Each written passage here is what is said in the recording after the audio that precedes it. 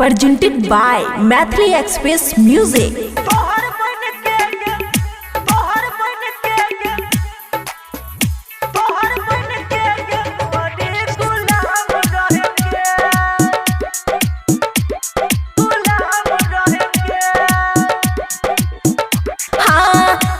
Husband हो जो बात माने वाइफ का, जिंदगी भर ख्याल रखे हमारा लाइफ का।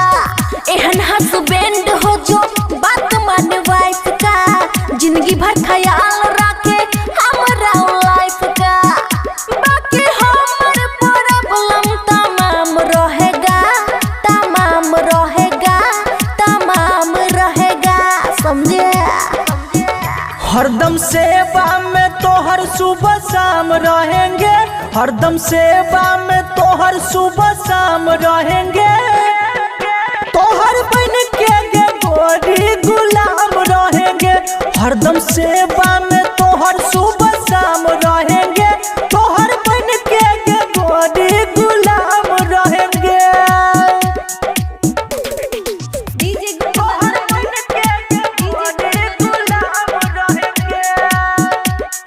खुशी रिकॉर्डिंग स्टूडियो बलुआहा।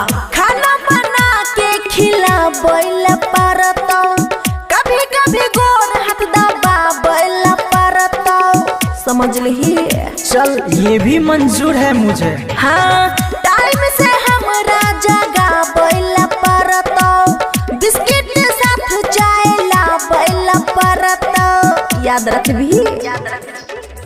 2000 डर लिखले के जान, नहीं ऐसन भतार मिला तो एते कोई नहीं करतो ये हसान। वो भरलो द प्यार मिला तो हमरा संगे तनियो आराम मिलेगा, आराम मिलेगा, आराम मिलेगा। हरदम सेवा में तोहर सुबह शाम रहेंगे, हरदम सेवा में तोहर सुबह शाम रहेंगे। तोहर बन के गे गोरी गुलाम रहेंगे, हरदम सेवा में तोहर सुबह शाम रहेंगे। तोहर बन के गे गोरी गुलाम रहेंगे। तोहर बन के गे गोरी गुलाम रहेंगे। खुशी रिकॉर्डिंग स्टूडियो बलुआहा।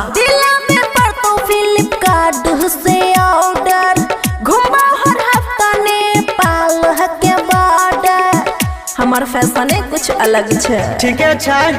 हाँ पति के पत्नी के करे परतो आदर, रोजे बिछावे परतो बेड हपे चादर, समझ ली कान खोल के। हवा पुरुबा के कोई भी के जान, कूलर एसी भूल जाई भी। अमन अमर जित पे गाई ध्यान, गुलाब जना खिल जाई भी। खुशियाँ दब के बन के गुलाम रहेगा, गुलाम रहेगा, गुलाम रहेगा, समझे। हरदम सेवा में तोहर सुबह शाम रहेंगे, हरदम सेवा में तोहर सुबह शाम रहेंगे। तोहर बन के गे गोरी गुलाम रहेंगे, हरदम सेवा में तोहर सुबह शाम रहेंगे। तोहर बन के गे गोरी गुलाम रहेंगे। खुशी रिकॉर्डिंग स्टूडियो बलुआहा।